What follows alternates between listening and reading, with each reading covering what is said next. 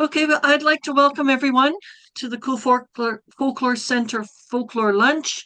Um, Today, we are at the University of Alberta, and I'd like to acknowledge that its buildings, labs, and research stations are primarily located on the territory of lands known as Treaty 6, 7, and 8, and homeland of the Métis. The University of Alberta respects the sovereignty, lands, histories, languages, knowledge systems, and cultures of all First Nations, Métis, and Inuit nations.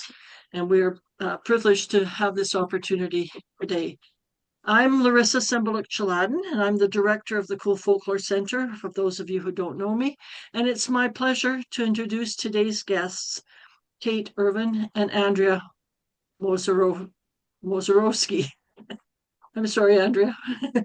The topic for today's lecture is Earth Memories and the Woven Palimpsest, re-engaging with the ancient and Polissian textiles of Ukraine.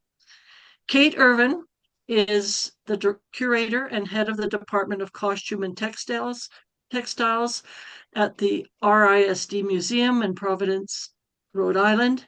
There she oversees a collection of 30,000 fashion and textile items that range in date from 1500 BCE to the present and represent traditions and innovations from across the globe. Her recent collaboration and collaborative exhibit project was Sensing Fashion in 2023. It considered a selection of contemporary designer fashions through the amplifying lenses of a digital microscope, a roving camera, and a digital embroidery machine to create a place of immersive intimacy. Another recent collaborative initiative, Inherent Vice, comprised a year-long exhibition from 2022 to 23 and an academic project that reframed collections care as a reparative, empathetic act that embraces literal and metaphoric cracks as opportunities for revealing and making room for neglected narratives. Previously, she curated Repair and Design Futures in 2018-19, another multidisciplinary exhibition and programming initiative that investigated mending as material intervention, metaphor, and as a call to action. With Marcus Berger, she co-edited a related book, called Repair Sustainable Design Futures, which was published by Routledge in 2022. Our co-presenter is Andrea Mozarowski. Andrea was born in Toronto and is now living about 2 hours north of on Georgian Bay on Lake Huron. She is a writer and arts activist whose methods and aesthetics blend and bend genre. Her work explores revolutionary spaces of survival and integrates the Cold War generation's translation of parental wounding. While the archive, oral testimony, and memory space traces serve as historical lenses, she writes and creates for this moment, casting paradoxes into sharp relief. A fertile, generative soil within one of Chernobyl's exclusion zones, or the persistence of oral traditions and material culture in a digital age, as well as an earth-centered spirituality and mysticism lending themselves to a modern Jungian you have big words in here, Andrea. Jungian hermeneutic testimonial injustice, past and present, as it relates to violence, repression, and resistance. She's a Shevchenko Foundation Literary Arts Grant recipient, legacy fellow at A Room of Her Own Foundation, and has been published in Canada, the US, UK, and India. I'd like to welcome you both, and I'm going to turn it over to you for the presentation.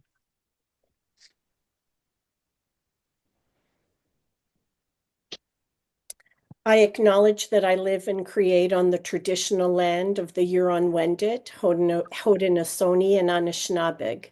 I acknowledge the enduring presence of First Nation, Métis, and Inuit people on this land. and am committed to moving forward in the spirit of reconciliation and respect. May we never forget their legacies, and may we learn well the lessons their descendants have to teach us about living on this earth. And I'm speaking to you today from the Rhode Island School of Design, also called RISD, which was built on what is now called College Hill, part of the ancestral homelands of the Narragansett Indian tribe. Indigenous people from many tribes and nations, near and far, live, study, and work in Providence today. The amplification of Native voices and histories is crucial to rectifying the many violent legacies of colonialism, and we gratefully acknowledge the ongoing critical contributions of Indigenous people across our state, region, and nation. And I'm just going to open by reading this lovely text that Andrea selected. Be always coming home. Please bring strange things. Please come bringing new things. Let very old things come into your hands. Let what you do not know come into your eyes.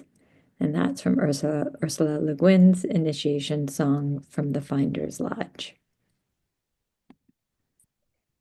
So Kate and I thought it would be useful to begin with a gallery walk of our previous explorations of the Mozhary weavings. In this first instance, in the wake of Russia's invasion of Ukraine, war on Ukraine, RISD hosted Between Spaces, a conversation on Ukrainian weaving and human survival. In this presentation, survivors and narratives, as told by the Mozhary weavings, take center stage. We ask, will our living artifacts become the ephemera of a culture? Of note are the connections drawn among thread, body tissue, and textile, goddess iconography, and manifestations of faith in the women's visions and daily lives. We can provide a link to the recording of this presentation for anyone who would like to view it. We followed this, Andrea's presentation as part of the RISD Museum's lecture series with an article titled Mother Goddess, a symbol of resilience and fortitude found in Ukrainian handwoven textiles that was published in Selvage magazine on February 15th, 2023.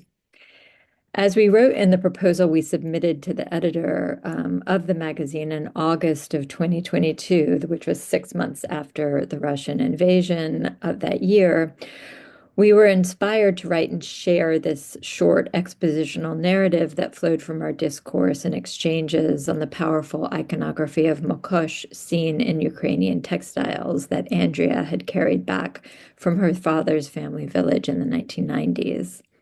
Surviving from prehistoric times and signifying moisture, fertility, and no less God as a woman, per Mary Matosian, Mokosh in these textiles was woven of homegrown, homespun thread by the hands of Mozhary women in Ukraine. Presenting these textiles as woven portals, we shared our realization that Mokosh may temporarily disappear from view, but can never be cut from the whole cloth of our consciousness. Stretching from fleshy Paleolithic fertility goddess figurines to Sarmatian rhombus motifs that pay homage to the vulva's procreative powers. The lineage of Mokosh's image continues to be celebrated today, a beautiful expression of quantum entanglements and an exemplar of what James Hillman refers to as this old, very dear image that lasts. This paper, Keeping Vigil in the Sacred Corner from Rhombus to Goddess, was created expressly for the London Arts-Based Research Centre conference, Women Who Create, the Feminine and the Arts, and an extended version of this essay will be published as part of a digital anthology imminently. My goal with this exploration was to close the gap between the visible and invisible worlds. And 1 year into the war, to drape a zawiska to welcome home the displaced, an anonymous female soldier, and posthumously an anonymous male survivor of the genocidal famine and World War II. And I kept back one weaving from the RISD collection, and this is perhaps the oldest one from the late 1800s, possibly earlier. And it was woven by my auntie's great-grandmother. So for the ritual, we use this zawiska. Studying the geometric ornamentation within the Mozhary weavings, I gained a deeper understanding of their aesthetic wholeness. Ukrainian ethnographers, folklorists, historians brought the artifacts' cosmographies into view.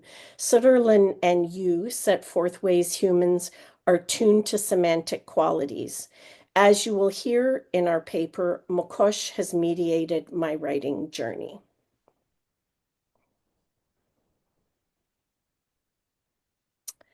And I would like to share a portion of the conclusion of this paper, just to illustrate what I mean by this plunge into geometric ornamentation and bringing the invisible and visible worlds together. We perceive how the earthly and divine reflect one another, can only exist through one another, and how the repetition of the woven ornament can signify an endless process of making and becoming. In the zawiska, these mirroring goddesses, one above and one below, along with their crimson sacred petals, render a dark eye at the center, a space beyond words that contains all creation, all disintegration, and all renewal, and above all, emptiness. This dark eye transcends the personal eye. From Barbara Baird, whose essay on the Plimpton and Gower Queen Sieve portraits has proved extremely material to the deepening of my understandings. I quote, "The sieve too is a binary, a double self, for it retains saving the good, to remove, discarding the unwanted. It is always a choice with loss."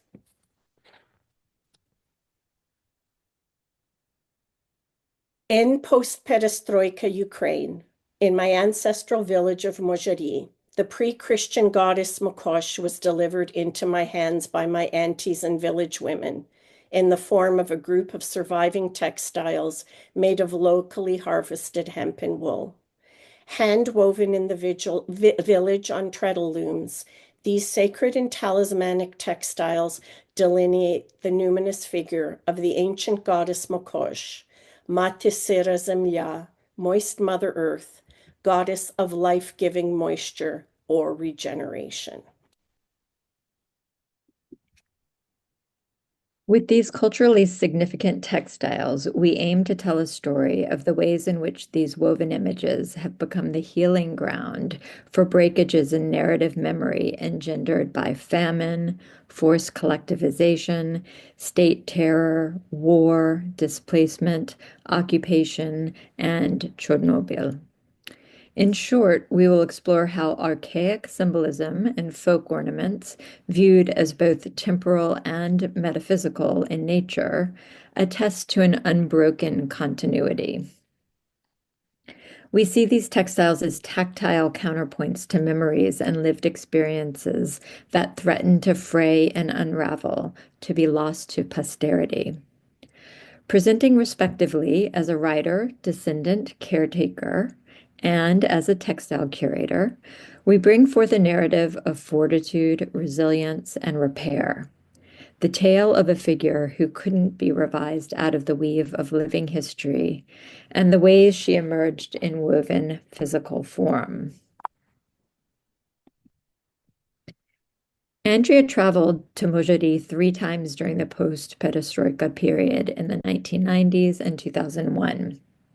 On one of these visits, during the peaceful blaze of summer's bounty and surrounded by swaying, sun-bled poppies and red viburnum, Andrea's aunties gathered women and materials to tell their stories of spinning and weaving. She learned that most weavings of the late 19th and 20th centuries were not passed down by their makers. Rather, they were buried, hidden from occupiers, burned, and with the onset of automation and industrial production, turned into rags.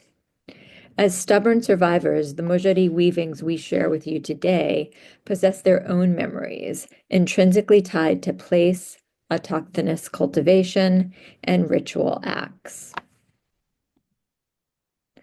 The surviving hemp and wool weavings come with their own biome, unique to Polissia, a rich geomorphic zone, which includes post-1986, the Chernobyl exclusion zone. Situated in an area of Ukraine bordering Belarus, the village of Mozhary lies in a fertile landscape of lush forested swaths and marshes and bogs impenetrable in places, a region that, according to Plochy, is thought to coincide with the homelands of the ancient Slavs. Because this borderland Krese was historically a space of deeply rooted identities, a mixture of people and races that resisted policies designed to classify and govern. Under the Soviet leadership, populations were displaced and moved to the steppes. Accounts of the forced resettlement carried out on these populations and the violation of their indigeneity speak to the trauma of experiencing the emptiness of a voided space and the meaning of this experience. In her dissertation, A Biography of No Place, Kate Brown includes testimony from Polissia deportees who, freshly arrived to the naked steppe, recount their sense of vulnerability. With reference to the arrest of people in the borderlands during the 1937-39 purges, including those who had been deported to northern Kazakhstan, Brown writes that they were stripped not just of homes and family heirlooms, but of the landmarks and divine sites which gave meaning to existence in the Krese, where each village had a sacred point at its center, a cross or chapel, while the periphery of the village was a negative space in which evil spirits roamed freely. The deportees had no chance to recreate this protected cosmos. In Mozhary, villagers who remained behind experienced a version of this exposure and vulnerability. Valentina Samoylenko, my father's Odnosilchanka, recounted to me how, in 1936, party activists dismantled the church, toppling the cross on the cupola, heaved icons and precious rituals into a pile. At night, Mozhary women moved with stealth in the cover of darkness and reclaimed icons, which they concealed inside layers of clothing, their bodies pressed against sacred images. Corporeal and holy commingling, hid them in their homes from prying eyes. Survivors of these resettlement policies testify to the protective role of woven ritual cloths and garments with apotropaic characteristics. For Polissia dwellers whose identities flowed like an umbilical cord from the land, remembering signifies a discrete, subjective interaction among identity, belonging, aesthetics, and survival. Theories of memory as a source of historical continuity of nations do not pass muster in the context of state terror. In the Soviet context, consensus reality and memory are weaponized. My titka Lena, my father's sister, was born in 1925. The women of Mozhary are credibly products of the Soviet regime, but remain radically resilient and resistant in domestic spheres as makers, safeguarding ancestral legacy and what Margaret Wheeler calls the semiotic power of cloth. I first set out in the 1990s to study and memorialize my parents' and grandparents' generations. Absent widely publicized oral testimony, I turned to the Gulag in Memory, a seminal work of Irina Shcherbakova, co-founder of the Memorial Project, who gathered eyewitness accounts to Stalinism and interviewed Gulag survivors. In 2022, Memorial shared the Nobel Peace Prize with Belarusian human rights activist Alice Bielitsky and the Center for Civil Liberties, headed by Alexandra Matvichuk. Shcherbakova theorized that the character of memory was made to function in a truly Orwellian style. For the Soviet regime, memory itself was intrinsically a serious threat. In my family of origin, the horror of remembering, as per Alexander Etkind, was omnipresent. My paternal grandfather was executed during the purges, as recorded in the extensive NKVS arrest and interrogation file, which I have read. And my mother's entire family starved to death in 1933, leaving her orphaned with no traces remaining of her ancestors, the Orlenkos. In my writing, I faltered in my mending of these breakages that required the recreation of an unrecorded history. I was overtaken by the repressed and darkened memory within my lineage, succumbing to fear. The criminality of remembering in a totalitarian state seeming all too real and present. Until, that is, the time when Mokosh entered my dreams from overexposure. I dream of a wetland inside of a twilight landscape. In places, the grasses are patchy and trampled down. In between these verdant formations, the silvery brown water glistens with light. The grasses grow in phosphorescent green. My symbol had come without my willing it. There is something alive and healing and intelligent within me. Referencing Walter Benjamin's thesis on the reenchantment of the world, Professor of Anthropology Michael Rowlands suggests that, quote, a past evoked as a dream image can reenchant a world gone cold, end quote. The unconscious knowing, the earth memory that surfaced in Andrea's dream, arrived just in time to redirect her gaze, trained as it was on the abyss, the space voided by the Soviet regime's weaponization of memory. This earth memory pointed her in the direction of the iconographic symbolism of the Mozhary village weavings, in which Mokosh was simultaneously revealing herself.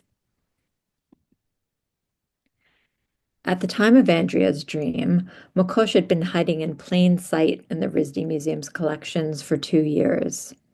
In 2017, 20 years after the weavings were entrusted to Andrea for preservation, I accepted them into the fine arts collections of the RISD Museum.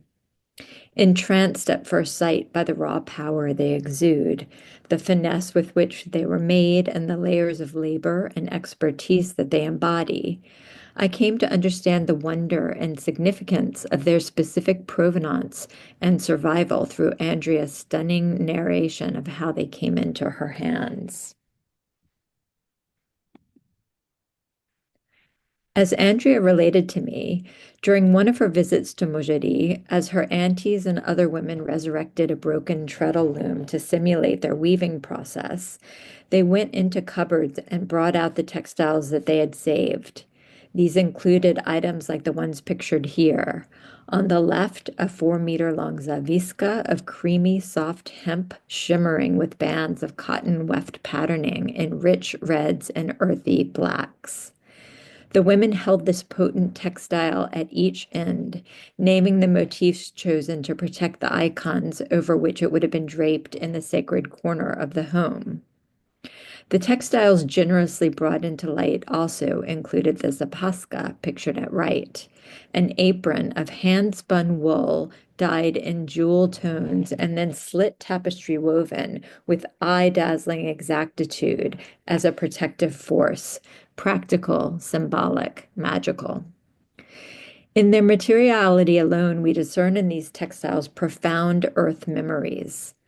The hemp and woolen fibers themselves convey so much about the earth where the seeds were planted and the animals grazed, about the people who watered the sprouts and reared the sheep, ultimately transforming hard-won yields into thread.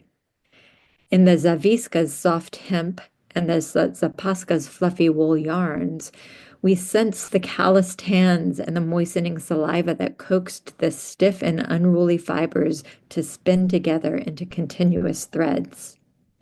In their woven structures, we sense the feet that operated the loom treadles, the fingers that guided the shuttles, and the hearts and minds that conjured the ancient symbols in their patterning.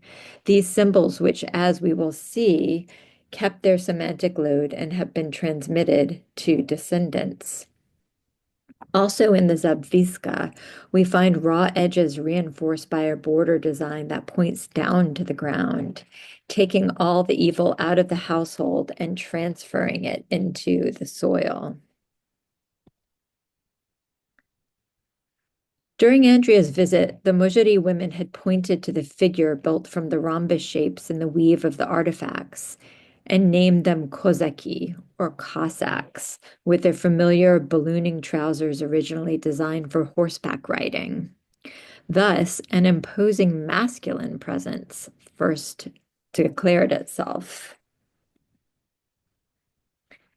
As I heard this story while gazing upon these textiles for the first time, I traced the diamond or rhombus shape, recalling the academic work of Marija Gimbutas and Sheila Payne, among others, and noted its relation to fertility and the female body, specifically to the womb. In this way, Mokosh ultimately revealed herself as an arresting figure in a protective warrior stance, arms akimbo and glowing with the energy of a pulsating rhombus at her core. Let's look at this again through the lens of Michael Rowland's quote, "Memory traces exist as marks which are not conscious, but by appropriate stimuli, they might be energized long afterwards." Through research and intuition, we were guided by the tangible materiality of these surviving textiles to the sacred provenance of Mokosh. Out of the principal historian's labor arose a divinity, creator, weaver, tender of sheep, spinner of fate. According to ethnographer Nadia Borisova, the so-called woven Cossack ornament, figures holding their hands at their sides placed antipodally around the rhombus, is found only in the Polissia region of Ukraine. She is the prototype of the great goddess, a figure with lowered hands and an 8-petaled flower with the diagonal lines, and dates back at least as far as the Neolithic period. In the Zaviska's repetition of the goddess symbol, or doubling, we perceive her potency and intensification as set forth by Gimbutas. As Rowlands posits, repetition in form has no meaning except as a compulsion to engage in a return to a sense of origin. And in this understanding, I am inextricably tied to the Mozhary women and a field of unconscious processes. Enshrined in the primary chronicle of Rus, 980 AD, the ancient, vibrant, and irrepressible pre-Christian cult of the mother goddess Mokosh has survived in the iconography of these textiles. Mary Matosian's 1973 essay, "In the Beginning, God Was a Woman," serves as a deep synthesis and bridge to work undertaken more recently by Ukrainian ethnographers, scientists, and researchers.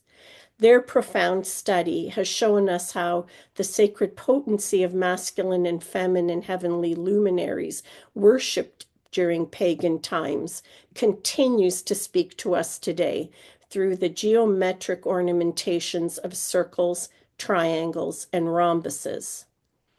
Through the woven portal opened up by Mokosh, we wandered into an ancient world where we encountered the stone women, Kamyani Babe, standing atop Scythian barrows in the steppe, traveled with the Sarmatians into the Proto-Slavic stronghold of the Dniester, and gazed in wonder at a Slav buckle, brandishing the figure of a woman with a rhombic head. Near Bulgaria and Odessa, we beheld the significance of pregnant figurines marked with lozenges on their bellies, each of them paying homage to the vulva's procreative powers. In this ceaseless dance of quantum entanglement, we marvel at the varied manifestations of a shape-shifting goddess. Woven as she is by women dwellers in a historically violent region of Ukraine, she testifies to the bonds between women or anybody who identifies as a woman, and their status as knowers and protectors. The narratives of the weavings then reflect history and memory recorded in textile form, a history from the margins, if you will. Drawing on the theorizing of poet and teacher Banu Kapil, we have come to believe that these textiles embody memories and records of their DNA. As such, we might consider them as dislodged earth memories. We might ask, what do they recall? What is their earth material, territory, landscape? As Roland notes, quote, object traditions rather than language or speech serve as the only means of gaining access to such unconscious traces, and they do so by allowing direct re-engagement with past experiences in ways that are prevented in language. The link between past, present, and future is made through their materiality. We have material evidence of the cosmos and a protected cosmos through surviving artifacts and telltale features.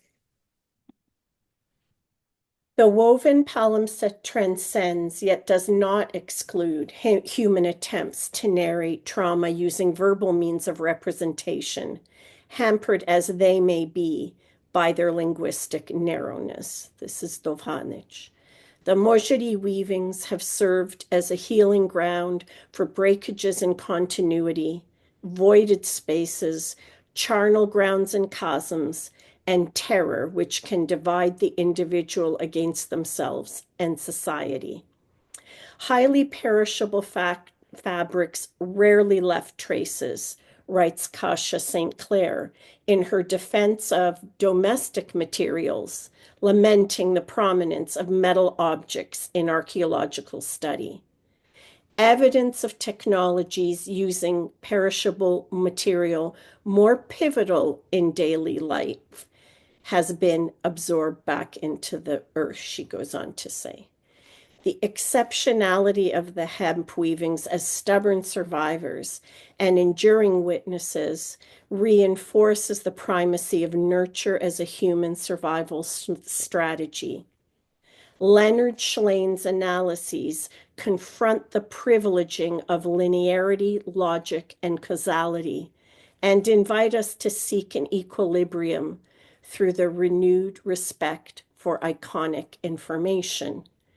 We further theorize that the specificity of the Mozhary women's collective memory, including the coding of iconic information, bears the hallmarks of resistance to terror and forgetting, and the preservation of one's humanity. Thank you.